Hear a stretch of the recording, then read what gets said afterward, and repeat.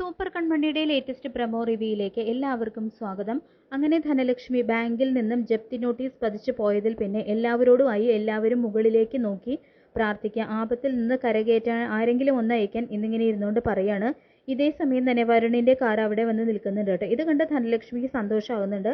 കാരണം വരുൺ എന്തിനാ വരുന്നതെന്നൊക്കെ ധനലക്ഷ്മിക്ക് അറിയാലോ. അവർ രണ്ടുപേരും കൂടി ഒത്തിട്ടുള്ള കളിയാണല്ലോ ഇതൊക്കെ. പാവം കൺമണിക്കും അമ്മായിമാർക്കൊന്നും ഇതിനെപ്പറ്റി ഒന്നും അറിയില്ലല്ലോ. വരുൺ അവിടെ ഇറങ്ങി അവരുടെ മുന്നിൽ ഗംഭീര പ്രകടനമൊക്കെ കാഴ്ചവെക്കുന്നുണ്ട്.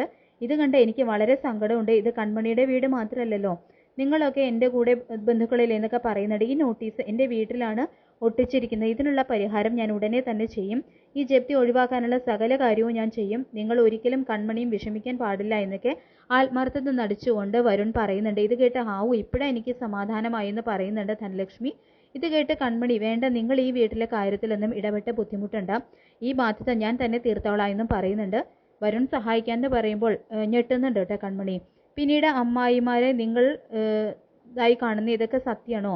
ബാങ്കുകാർ ജപ്തി നോട്ടീസ് ഒട്ടിച്ചു പോകുന്നു, പിന്നാലെ വന്ന വരുൺ അതിൽ നിന്ന് രക്ഷപ്പെടുത്താമെന്ന് പറയുന്നു.